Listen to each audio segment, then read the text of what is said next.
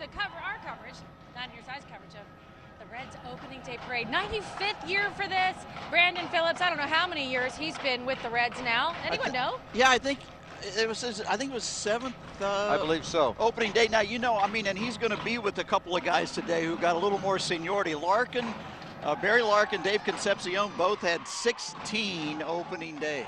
Look at that. Did you see that nice chopper shot of our location here at Music Hall? It's pretty cool looking. Nice to be able to get that view for us. What a great day here in Cincinnati. Well, Brandon Phillips was one of the great steals right before the season opened with the Cleveland Indians. They wanted to get rid of him. It just didn't fit their future, and he came here and he's had a great campaign. And let's admit it, with his social media and just the way he goes on the Caravan all the time, he's just become one of the most popular Reds there is.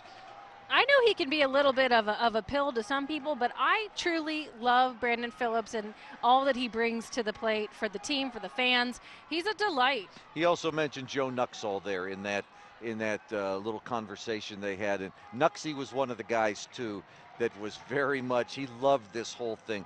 The hometown coming down from Hamilton, playing, and let's admit it, he wasn't a great pitcher, but he became a larger-than-life figure in this town. Did. He sure did. And I noticed that the Nuxall Community Fund, Education Fund, with that Kim Nuxall, his son, is the director of and works on a lot. And they have raised so much money for so many different projects. And they have an entry in the parade. I haven't seen Kim out here yet, but it's typical of the Nuxall family that they'd still be involved in so many different things. Well, Brandon Phillips was talking about that Joe had a name for him that he always called him. He was my coach at Fantasy Week, Dream Week, back in 1986. And I wanted to play second base, but they needed a catcher, so they had me catch. And so each day at catcher, he would refer to me as Bill Dickey, the old Yankee Hall of Famer who played with Babe Ruth. I have no idea. Joe must have seen him. So over the years, when Joe Nuxall saw me, he'd say, "Hey, Bill Dickey. Bill Dickey." I mean, this was going on for 15 years. Anyway, a few years later, I'm going up at the elevator of Riverfront Stadium with my wife and my son, Matt, who's, probably at that time about 6 years old. Nuxie jumps into the elevator, and I say, "Hey, this is Joe Nuxall, this is Kathy, Matt, and that," and he goes, "Hey, Bill Dickey," and stuff like that. We get off the elevator, and my son goes, "He doesn't even know who you are." That's a fantastic story. Absolutely. This whole day is a great day to reminisce and to look forward to what's going to happen with the Reds this year. Though, at the start of it all, let's go to Findlay Market. We're having so much fun. We're about at 115 here at Music Hall as far as the entries are concerned. Where are you guys there at Findlay Market? Yeah, we're at 130, low 130s right now. We've got Chatfield College right here. Hey, take a look up there, Dave Marlowe. Guess what that is? That's Chopper 9 right there, hovering over us, getting a great bird's eye view of this Findlay Market opening day parade. In the low 130s, a total of 167 official registrants, and what I'm told is that there's a little bit more than 200 actual ones. These are the Barbara Baxter Sugar Pills, all-girl ukulele band. Of course, let's listen in. Get back, let me root for the home team. If they don't win, it's a shame. But it's 1, 2, 3 strikes, you're out at the old ball game. Excellent. The Barbara Baxter Sugar Pills, all-girl ukulele band. What would the parade be without them? It's such a great time down here on Race and the 95th annual Findlay Market opening day parade. I've been having a great time. We'll send it back to you guys. So glad Jay's having a good time. The kids around here at Music Hall are having a great time because just now, for the first time I think I've seen all day anyway, a float came by, a group came by, and they're handing out candy. And isn't that what going to a parade meant when I was a kid? I'd stand there, "Please, give me candy." Fantastic stuff. We're having such a good time here. I don't know what band is this one now, John. Do you know? I am not sure. This could be Boone County coming down here. It's JCD. So is that Jack Sendell? Jack Sendell over in Osgood, Indiana. And that's in your home nobody's territory in school over in there, Indiana John. Today. I'll tell you that. They've had every band over this way, and no one's in school. Indiana's a day off. Well, the fact that they have, over 150 to 200 entries in this parade, I mean, there were years back.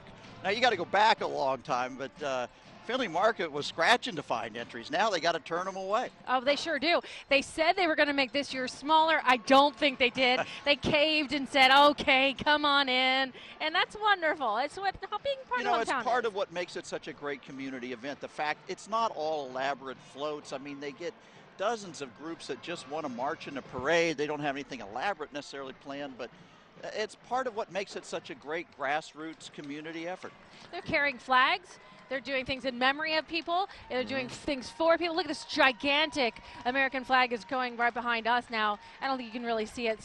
But it's just a wonderful, wonderful day to be a Cincinnatian or just a Reds fan. You can be from anywhere and be a Reds fan, and the reach of great Reds country is ginormous. Well, the Cheviot Eagles are the ones that are sponsoring that big flag, and they just came by. I mean, you'd see neighborhood after neighborhood after neighborhood represented here in the parade. To your point about just, how big is Reds country now?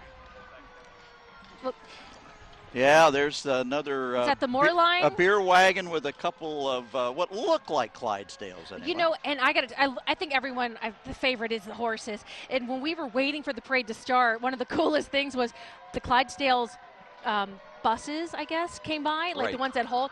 There's some nice looking buses for those horses. Yeah. They're treated like angels. Oh yeah, those buses come in for the teams and they get booed, but the horses come through. Yeah, everybody's cheering. The Clydesdales are from St. Louis, Yeah, right? should The we cheer for them? Budweiser, so I don't know whether we're supposed to cheer for them or not. We should all be eating chicken sandwiches today and pretend they're Cardinal sandwiches. I'll tell you, this comes fast and furious. I know there were years when I first came to town, it seemed like there were more pickup trucks with just a bunch of guys on from Joe's Saloon and, Bill's, pub and stuff like that. Now it's much more organized. There's more communities, like Greg says. Cincinnati is neighborhoods. Yes. And that's real important. So you see these different neighborhoods. We saw a band here from Greenfield, McLean. I believe that's Highland County. Is that really? You mentioned 50 miles out Yeah. or so.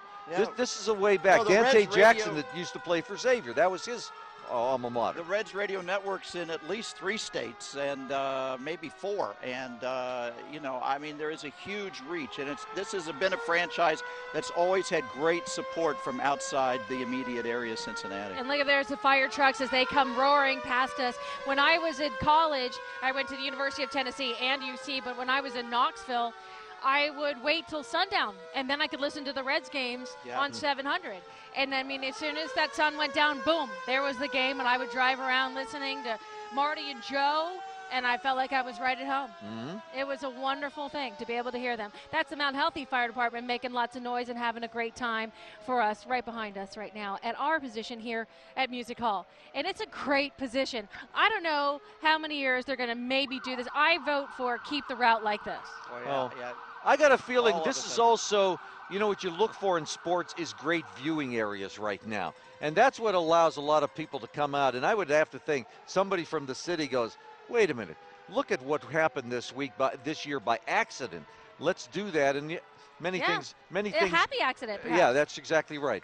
Yeah, it's wonderful because Over the Rhine has been so refurbished, so revitalized. Music Hall is one of the single most beautiful structures in our city. And to have Washington Park as the backdrop as well, lots of kids are out there playing soccer, throwing baseballs and footballs. It's green on that grass. Look at this. Look at these. I'm amazed by these people who ride in these high things. And a little bit earlier, we had somebody, a unicyclist, who had a little bit of a fall out here.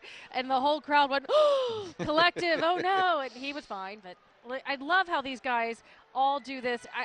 The ones that are high up like that, God love you, because that is just not going to be what I do. Not on these rough streets, We're not talking about Cobblestone? potholes. It's cobblestone and stuff. And it's, it's very difficult to, take it easy. We don't want anybody to get hurt out here. No, it's a good day. You even see on these days, as we see a band. Not sure which band this is, but it certainly looks like a military band, does it not? It says the Young Guns 4-H Equus Drill Team. Wow, what a name. And there they are, and what a band they are. We've heard a lot of patriotic music here today in the various bands and so forth. which, again, you go back, the first time that they ever played the Star Spangled Banner, which is, of course, that's part of the opening game ceremony, every game ceremony. Yeah, every day. And but the very first time they ever did that was on an opening day here in Cincinnati back in 1917. It was in honor of the soldiers that had gone off to fight in World War I, and that was the very first time they ever played it on opening day. Might have been the first time ever. Should mention the national anthem today for the Reds is going to be sung by Maggie Chapman, who is a Creative Nation recording artist, and Rolling Stone calls an artist to watch. She is going to sing the national anthem, so if you do have a ticket to the game, be sure to be in there by then. Phil Castellini told me she was doing a rehearsal last night, and he was listening. She's really good. And Jay Bruce came out of the locker room and sang along with her. He said, Maggie will be doing it today, not Jay. They're going to say, Jay, maybe you should do a little more stretching today. Yeah, my guess is she was cute. And so Jay decided he had to make an appearance out there. Oh, probably not a big guess there, not at all. As we take a look at more of these floats and folks walking by dressed up in all manner of things. This is the Sherwood. I can't get it all. Oh, well, they're doing a nice I'll tell you who this routine is for the us. Sherwood Rappin' Ropes. Oh, And the Rappin' Ropes. this is an elementary school, Sherwood Elementary. They would be in the Forest Hills school district over here in Anderson Township and that stuff. So you'll see they're going to be jumping rope as they come through here. They perform at a lot of high school games and some college games in our area. I like that they're from the Sherwoods from Forest Hills. That makes sense to me. Yeah. Look at the Greyhounds coming by. This is a Greyhound adoption group. So I would imagine these are either dogs that have been adopted or can be adopted, and they probably used to be racers down in Florida, that sort of thing. Yeah, I'm looking at them over your shoulder, actually. These are some beautiful dogs, some of them dressed up with some Reds jerseys on them, in fact, having a great time. And there we go, more horses. How do we love the horses, The horses in the parade? really harken back to the beginnings of this parade, because the parade started in the horse-drawn era. I mean, good it point. started before cars, so everybody that was in the parade originally was in a horse-drawn vehicle. So I take it these were dirt roads and... Oh, well, they might have been stone or something. Stone, but yeah. Probably not unlike what we're seeing out here right now with the brick and everything, but it sure was a different time. And, the fact that over time you would start to get old trucks, the first trucks, Sure. 1910, 1915. So you'd get a mix of, just like we got today in those first parades. It's some of the best stuff I love seeing, and even this truck, an older truck that's being decorated out or has been refurbished, and the older cars. There's something so Americana about that on a day when baseball is starting in America. It's a great thing to just kind of take a look back to a time a little simpler, I think. This is not technology out here. This is just a bunch of people coming together and enjoying a beautiful day, enjoying and celebrating our city, our team, and a season that's going to hopefully be a good one. My good buddy John Arardi over at the Enquirer would called this the People's Parade, and I think that's what you see every year. I like that. It is definitely I filled think that's a really good way to put it. It's a very down-to-earth parade. Yeah, you're never sure what you're going to see. And also, I kind of wonder, you have a lot of companies that come up, and I'm sure they're trying to get a little promotion. Sure. And there's nothing wrong with that, but they're also taking their day off work to celebrate this thing in the city. One of the great things that had been added in the last few years is an event down at the Banks, and that's where our Zach Pitts is standing by live. It's got to be getting crazy down there, Zach. Oh, it's definitely getting crazy. I have a confession to make. I've only been to opening day once. That was 2 years ago. And I don't remember it being like this whatsoever. Our little area where we set up, it's starting to get pretty crowded. As you can see, a lot of people enjoying the time here. Main Street, well, that is just a tough job actually getting through there. That is filled with people, places to get yourself a cold beverage, plenty of pizza, all the things you need to get ready for a great evening of baseball. And I gotta tell you, the music right here, that's been doing it for me for the past hour. A lot of great music, a lot of great times, great people here today here at the Banks along Main Street. So again, we're enjoying the weather out here, and we are going to enjoy a great baseball evening tonight. For now, reporting live, Zach Pitts, 9 on your side. You can see the Red Stadium, thank you, Zach, in the background there. Everyone starting to migrate that way, but yet the parade continues. Yeah, the Banks was such a good idea. You think back to all the years you sat at Riverfront Stadium down there, and there was nothing. Just nothing. You had a skyline, you had Sleep Out Louie's, and you had Flanagan's, and that was about it. But well, even so after, much has developed. I'm sorry. Yeah, no, even after Great American was built, it's still, I mean, I know when I first started down at the Hall of Fame, that was just still undeveloped there between the Reds ballpark and the Freedom Center. Now your offices have plenty of places to choose Now we've got plenty of places to go for lunch. That is correct. It's a wonderful thing that our city has really come alive over the last, I think, 5-6 years. The downtown area, the banks, over the Rhine, the central business district. And maybe that's why we're starting to see bigger and bigger crowds come down for this opening day, is that, you know, there's more reason besides just seeing a fantastic parade. There's more things to see around you. Well, there was just a story in the Inquirer in the past week that there's less movement out of the city and out of Hamilton County. So more people are deciding stay in, maybe save some money on gas, and find housing in this area. And there's so much more to choose from. And I think it's also a younger crowd that says, you know, I don't have to live 20 miles away. It's fun, it's energetic to be downtown. Starting to build a quality of life down here that I think a lot of people really are craving. Looking at a bunch of vehicles running by us, as you mentioned, there's Chatfield College, all kinds of people deciding to be part of this parade because they want to be part of this community. Maybe they do want a little publicity, and there they go, they get it. But the old cars and some politicians maybe around here, but look at the people just playing on a ukulele, having a good time. What is this that we're looking at?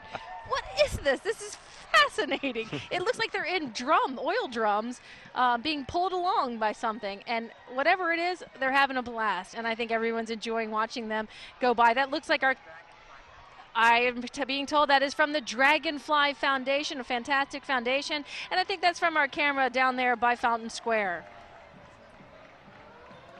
And again, imagine riding on a float, Tanya. Love it. You say how you came and watched this, but imagine riding on a float with your parents or something like that, being able to wave, and like those memories of you being Pete Rose for years. Oh, yeah, I was. These memories are going to carry with these kids forever.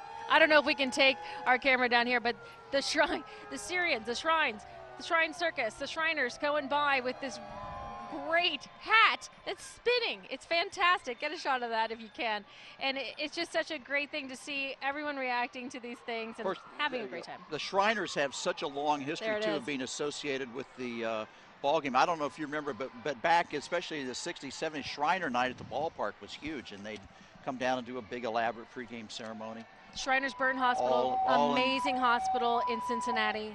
Takes care of so many people who have the unfortunate need to be there. I don't know what we're looking at here, but it certainly looks like some trick riders, some equestrians, and boy, what a talent to be able to stand, not even just sit, stand across a horse and ride. The young guns, it looks to be, and boy, they are truly impressive standing atop those horses. Pretty good movement to this parade. They're not, there's little gaps and everything, but it's moved along really well. But I'll tell you what, if they said this was going to be a shorter parade, somebody was wrong. They lied. They definitely fibbed a little. But nobody's complaining about that because, again, nobody's going home. Nobody's gotten cold. Yeah, that's exactly right. It's a great afternoon to do this. And like you said, most of these people aren't going to the ball game. They came down here for this one reason. All the animals we're seeing today, John, reminds me, and Tanya, the years when Marge Schott was the owner of the club and her close connections with the zoo. And we would get elephants down at the baseball park there in the mid-'90s. I remember miss that. One of the opening days, the elephant came out and delivered the first ball to Sparky Anderson, who was throwing out the first pitch. Yeah, and you bring up a good point, because as I was reading your book about opening day, Marge Schott elevated the parade. She did. She made it more prominent as they marched onto the field. I mean, she had llamas and elephants and everything, and she loved it. And it was very important to her. This was her city. She would be there at the start at Findlay Market, ringing or starting honking that horn on the front. It was wonderful. Listen, whatever she was so in love with the Cincinnati Reds and her city, and she did elevate this parade. Yeah, it was her favorite day of the year. It was her Christmas. It was New Year. It was everything. Everything rolled into one, opening day. Ladies and gentlemen, I thank you for joining us for the last couple of hours. I hope you've enjoyed this parade as much as we have. We truly have. Every year, it's been great. And what a beautiful day. I mean, let's play two. I'm for that. I love that we have had this day and time with you here. I'm glad that you could join us again, Greg. It's always special to have you with us. Thanks. We're excited for our Red season. We're excited for this parade, which is concluding, and our coverage of it is concluding. Thanks for joining us. More news when it breaks.